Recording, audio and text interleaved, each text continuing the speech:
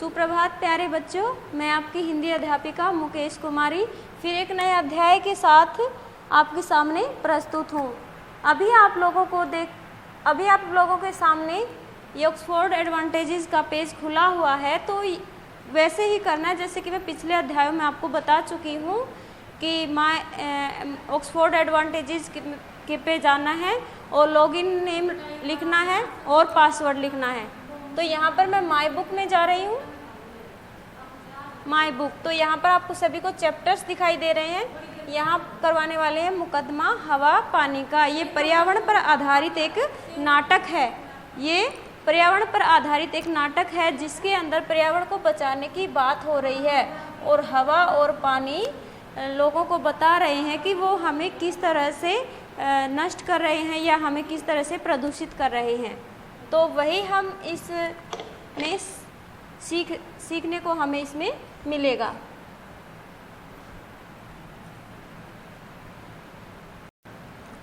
मुख्य बिंदु इसमें क्या है?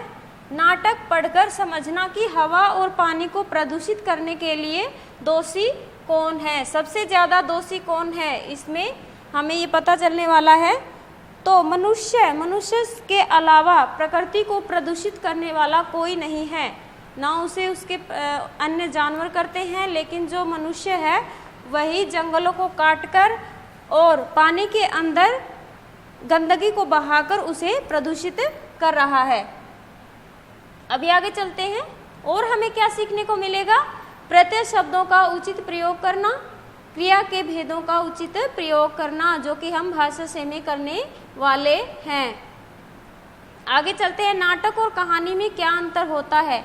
नाटक और कहानी में बस इतना सा अंतर है कि कहानी, कोई भी नाटक है वो किसी कहानी पर आधारित हो सकता है। नाटक के अंदर पात्र होते हैं, मंच होता है और उसको प्रदर्शित किया जाता है, लेकिन कहानी को हम लिखित रूप में पाते हैं, उसको पढ़कर। आगे चलते हैं, अभी हम नाटक को पढ़ने वाले हैं। आइए दोस्तों पढ़ें यह नाटक जिसमें हवा और पानी का मुकदमा चल रहा है। मुकदमा यानी कि केस चल रहा है। पात्र कौन कौन है? मुख्य पात्र भी होते हैं, गौण पात्र भी होते हैं। तो इसमें जो पात्र है उनकी बात हो रही है। महाराज, मंत्री, हवा और पानी बने 2 बच्चे हैं और कुछ लोग। महाराज का दरबार, महाराज सिंहासन पर बैठे हैं, एक तरफ मंत्री दरबारीगण बैठे हैं, सामने अन्य लोग बैठे हैं। महाराज, मंत्री जी शिकायत करने वाले लोग आ गए हैं। मंत्री खड़े होते हुए, हाँ महाराज, आज सब शिकायतें हवा और पानी के बारे में है। वे पास के कमरे में बैठे हैं, उनको एक अलग से कमरे में बैठाया गया है। महाराज कहते हैं ठीक है, मुकदमे की कार्यवाही शुरू की जाए। कार्यवाही का मतलब कि कार्य को शुरू किया जाए, जो भी उन पर केस है, मुकदमा है, उसको मेरे सामने पेश किया जाए। पहले पानी को बुलाया जाए। ठीक है। मंत्री इशारा करते हैं, भीगे कपड़े पहने एक लड़का हाजिर होता है, मतलब वहां पर दाखिल होता है दरबार के अंदर। ये देखिए, ये आपको स्क्रीन पे दिखाई दे रहा है, महाराज का दरबार है और यहाँ पर जो लड़का है वो भीगे हुए कपड़ों में है और जो पानी बना हुआ है। पानी, महाराज की जय हो। पानी, तुमसे, महाराज कहते हैं पानी, तुमसे इन लोगों की शिकायत है। यदि शिकायत सच साबित हो गई तो तुम्हें दंडित किया जाएगा। दंडित का अर्थ है तुम्हें सजा दी जाएगी। पानी, महाराज, मुझे नहीं मालूम कि ये लोग मुझसे क्यों नाराज हैं। मैं एकदम निर्मल हूँ महाराज, कि मतलब कि मैं एकदम साफ हूँ, स्वच्छ हूँ, शांत हूँ। मंत्री, महाराज, लोगों की पहली शिकायत है कि पानी अब निर्मल नहीं रहा है, मतलब कि स्वस्थ नहीं रहा है। नदियों और नहरों में बहते समय गंदगी और बीमारियां अपने साथ बहाकर सब जगह पहुंचा देता है। ये सब किसका कहना है? जो मंत्री है उनका। पानी, महाराज, ये लोग पहले की तरह पानी की रखवाली नहीं करते। अब यहाँ पर जो पानी है वो अपनी सफाई दे रहा है कि पशुओं को तालाब के भीतर तैरने देते हैं। पशु अपनी गंदगी तालाब में छोड़ देते हैं। यही बात होती है कि जब पशुओं को तालाब के अंदर नहलाया जाता है तो वो अपनी जो गंदगी, जो मलमूत्र होता है वो वहीं पर छोड़ देते हैं, जिसके कारण तालाब का पानी गंदा हो जाता है। गांव की दूसरी गंदगी भी तालाब में फेंक दी जाती है। नदियों में कारखानों की गंदगी व शहर के गंदे नाले का पानी छोड़ा जाता है। महाराज, मैं अपने आप गंदा नहीं होता हूँ। ये बात सच है कि जो लोग हैं वो क्या करते हैं कि वो सोचते हैं कि पानी अपने अंदर सारी गंदगी बहा कर ले जाएगा, तो वो सब कुछ पानी के अंदर डाल देते हैं। तो इसमें तो पानी का कोई कसूर नहीं है। पढ़ते हुए हमें नज़र आ रहा है कि पानी की कोई गलती नहीं है। आगे चलते हैं। भाइयों, महाराज कहते हैं, भाइयों आपके पास इसका क्या जवाब है, मतलब कि इसका क्या उत्तर है। लोग आपस में फुसफुसाकर बातें करते हैं। फिर उनमें से एक बोलता है, फुसफुसाना क्या होता है कि एक दूसरे की कानाफूसी करते हैं। एक, महाराज यह तो मान लिया, पर कहीं बरसना कहीं नहीं बरसना, यह तो इस पानी की मनमानी है। मनमानी का मतलब कि ये तो अपने मन की करता है कि कहीं पर बरस जाता है और कहीं नहीं बरसता है। पानी, नहीं महाराज, मुझ पानी की मर्जी कहाँ चलती है, कि मतलब इच्छा, कि मेरी इच्छा कहाँ चलती है। जिधर ढलान हो, कि जिस तरफ नीचा मुझे दिखाई देगा, ढलान का अर्थ होता है नीचे का क्षेत्र, जहाँ नीचा होगा वहीं मैं, जहाँ का माहौल अनुकूल होगा, मतलब कि मेरे बरसने के अनुकूल होगा, वहाँ मुझे जाना ही पड़ता है। इन लोगों ने पहाड़ियों को काटकर वहाँ मैदान बना दिए हैं, वन नष्ट कर दिए हैं। ऐसी जगह बरसात कैसे हो सकती है? वर्षा न होने के लिए यही लोग जिम्मेदार हैं। इसका मतलब है कि कहते हैं कि जो पेड़ है वो वर्षा लाने में सहायक होते हैं। तो अगर वो वन को ही नष्ट कर देंगे तो पानी कहाँ से बरसेगा? ठीक है। दूसरा, अधिक वर्षा के लिए कौन जिम्मेदार है? यहाँ पर जो दूसरा व्यक्ति है वो कहता है पानी, जो बादल बना है वह तो बरसेगा ही। फिर जहाँ वर्षा का पानी बहना चाहिए, जहाँ नदी बहनी चाहिए, जहाँ मेरे सुस्ताने की पुरानी जगह होगी, वहाँ तो मैं जाऊँगा ही। लोगों ने ऐसी जगहों पर क्या किया है? घर बना दिया हो, फिर वो घर क्या कहते हैं, पानी में डूब जाते हैं। ऐसे घर डूबेंगे ही। मैं इनकी बनाई गलियों नालियों में घूमता रहूं, यह कैसे संभव है? लोग फिर आपस में बातें करने लगते हैं। यहाँ पर फिर पानी ने अपनी सफाई दी है और उसने सब सच कहा है। तीसरा व्यक्ति क्या कहता है? महाराज, हमारा गांव सदियों से ऊंची जगह पर बसा हुआ है, हमने नीची जगहों पर कोई घर नहीं बनाया। फिर इस बार हमारा गांव बाढ़ का शिकार हुआ है।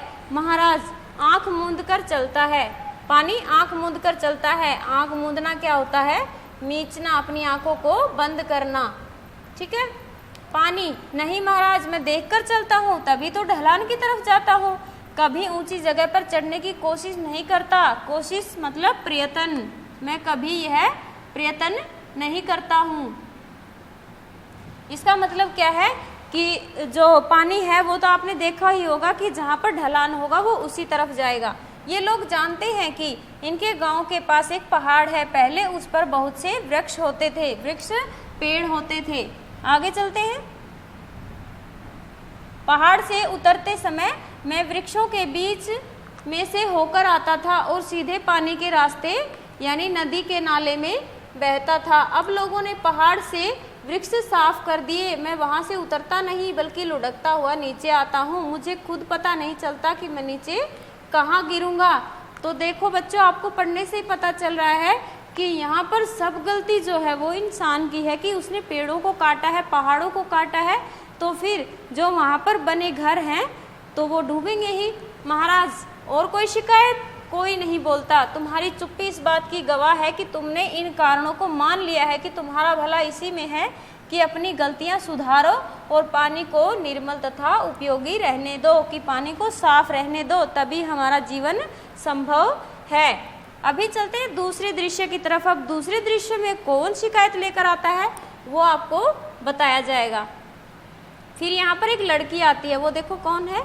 वैसा ही दरबार, इस बार पानी की जगह हवा है। हवा बनी लड़की के कपड़े उड़ रहे हैं, पर्दे के पीछे रखे पंखे की हवा सीधे उस पर पड़ रही है। साए साए की आवाज, हल्की आवाज। महाराज, मंत्री जी, हवा के प्रति लोगों की क्या शिकायतें हैं? यहाँ देखिए, साए साए, हवा कैसे करती है? साए साए। ठीक है। तो यहाँ पर क्या शिकायत है हवा की वो हम अभी बताते हैं। एक आदमी आगे आता है।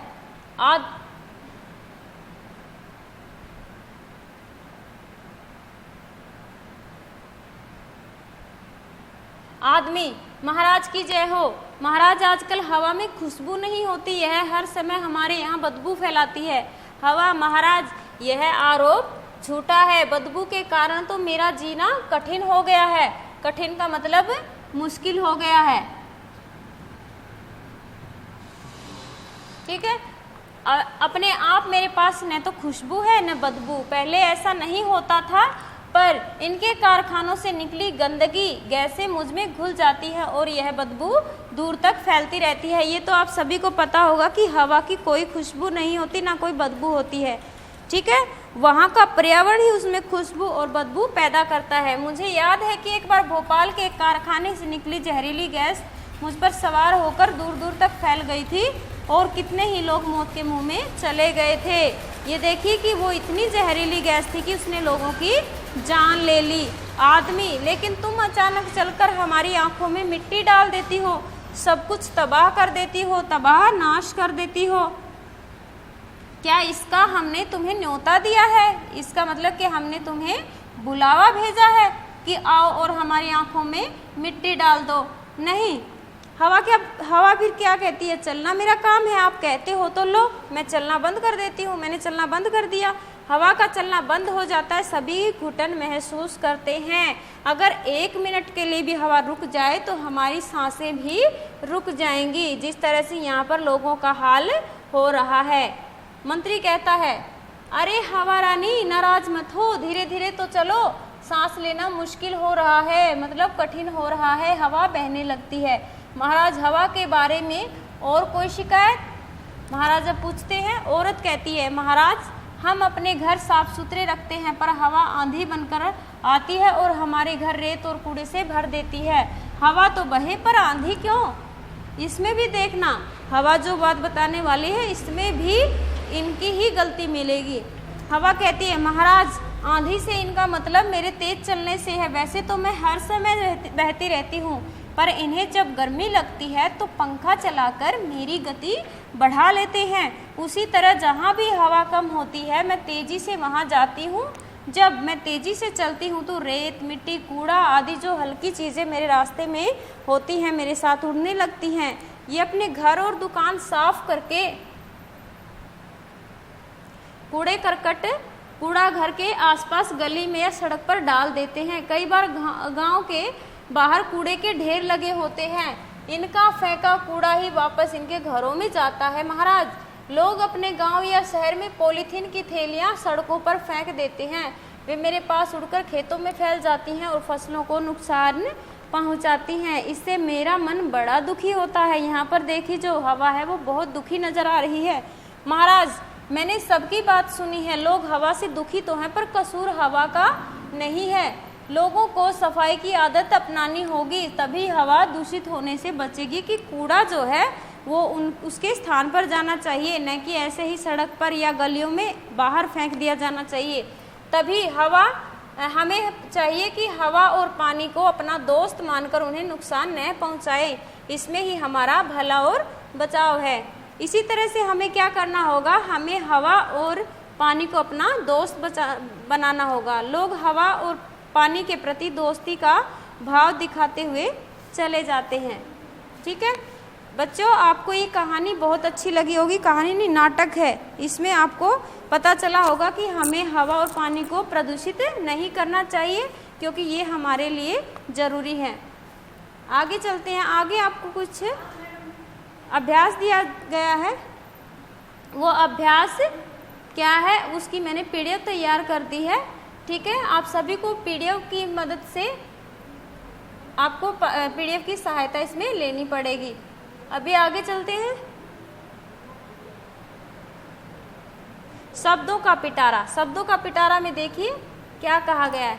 लेखक ने शब्दों के माध्यम से बड़ी ही गहरी बात व्यक्त की है। इस वाक्य में लेखक शब्द में प्रत्यय का प्रयोग किया गया है। प्रत्यय मतलब कि जो वाक्य शब्द के पीछे लग के उसमें परिवर्तन कर देते हैं, उसके अर्थ में परिवर्तन कर देते हैं। प्रत्यय 2 शब्दों से बना है, प्रति प्लस अय। प्रति का अर्थ है साथ में, पर बाद में है, और अय का अर्थ है चलने वाला, कि बाद में पर साथ चलने वाला। इसी आधार पर हम इनको परिभाषित कर सकते हैं। प्रत्यय ऐसे शब्दांश हैं जो शब्द के पीछे जुड़कर उसके अर्थ में परिवर्तन ला देते हैं। प्रत्यय शब्दों का अपना कोई अर्थ नहीं होता और न ही ये स्वतंत्र रूप से प्रयोग किए जा सकते हैं। देखिए, क्या आप ई जो है प्रत्यय है, क्या आप इस ई को वैसे ही लिख सकते हैं? नहीं, इसका किसी न किसी के साथ प्रयोग जरूर करोगे। जैसे हंस प्लस ई अगर जोड़ दिया जाए तो एक शब्द बनेगा हंसी। ठीक है, इसका तो अपने आप में कोई अर्थ है, ई का तो कोई अर्थ नहीं था। तो यहाँ पर देखिए रेत, रेत तो आपने देखा होगा, उड़ता हुआ देखा होगा आंधी में भी। तो इसका ई के साथ अगर जोड़ दिया जाए तो क्या बनेगा? रेती। यहाँ पर देखिए ई का कोई अस्तित्व नहीं था पर रेती का अवश्य है। ठीक है, अन्ना, घुटना, तुलना, वंदना, यहाँ पर अन्ना इनके साथ जुड़ा है। ठीक है, आगे देखिए, आपको बहुत सारे यहाँ पर प्रत्यय दिए गए हैं आपके अभ्यास के लिए। अक, लेखक, पाठक, कारक, गायक, इन सब में क्या प्रत्यय है? अक प्रत्यय है। जाते, खाते, इसमें ते प्रत्यय है। देने वाला, आने वाला, पढ़ने वाला, खाने वाला, सिलाई वाला, कढ़ाई वाला, तो इसमें जो ये वाला शब्द है ये क्या है? हमारा प्रत्यय है। ठीक है, दिए गए शब्दों में प्रत्यय छांट कर लिखे। इसमें पढ़ना, इसमें क्या आएगा? अना प्रत्यय आएगा। लिखना, अना प्रत्यय आएगा। आने वाला, इसमें वाला प्रत्यय आएगा। होनहार, हार प्रत्यय आएगा। इस तरह से इनके आपको छांट के लिखने हैं। अभी हम चलते हैं भाषा से में। भाषा से में क्या दिया गया है? क्रिया को हम पहले पढ़ चुके हैं। जहाँ किसी भी ऐसा शब्दांश जिसमें किसी कार्य के होना या करना पाया जाए वह क्रिया कहलाता है। और क्रिया के कितने भेद हैं? 2 भेद हैं। अभी इन 2 भेदों के बारे में बताया गया है। क्रिया के 2 भेद कौन से हैं? स्कर्मक और अकर्मक। स्कर्मक होता है कर्म के साथ, अकर्मक जिसमें कोई कर्म नहीं होता। रेहान रोटी खाता है, क्या खाता है? रोटी खाता है। तो यहाँ पर रोटी क्या है? हमारा कर्म है। तो ये किस में आएगा? स्कर्मक क्रिया। स्कर्मक क्रिया का अर्थ कर्म के साथ क्रिया का होना। ठीक है, अकर्मक क्रिया, रेहान नाच रहा है, नाच रहा है, तो रेहान तो हमारा क्या हुआ? कर्ता। लेकिन नाचना क्या है? सीधा क्रिया, तो इसमें कर्म नहीं है। तो ये कौन सी क्रिया है? अकर्मक क्रिया। ये कर्ता गलत लिखा हुआ है तो आप इसको सही कर लेना, कर्ता। ठीक है, जैसे दिए गए वाक्यों में क्रिया का कौन सा प्रकार है? मोहन हंसता है। मोहन हंसता है तो हंसना क्या है? क्रिया है। हंसना क्या है? क्रिया है। मोहन करता है तो यहाँ पर कर्म की अनुपस्थिति है, कर्म नहीं है, तो ये कौन सी क्रिया आएगी? अकर्मक आएगी। कौन सी आएगी बेटा? अकर्मक क्रिया आएगी। अभी आगे देखिए, बादल गरज रहे हैं। बादल कौन गरज रहा है? बादल गरज रहे हैं। तो यहाँ पर भी कर्म की अनुपस्थिति है, तो यहाँ पर जो गरजना है वो क्या आएगा? अकर्मक क्रिया आएगा। ये भी अकर्मक है। मैं किताब खरीद लूँगा, मैं किताब खरीद लूँगी, तो यहाँ पर खरीदना, क्या खरीदोगे? किताब। मैं सब्जेक्ट हो गया हमारा, मैं है कर्ता।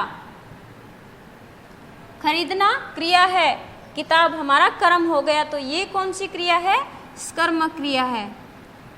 तो बच्चों, इस तरह से आप भी अपनी बुक में अगर आपको मिलेंगे तो आप इनको अच्छे से छांट सकते हो।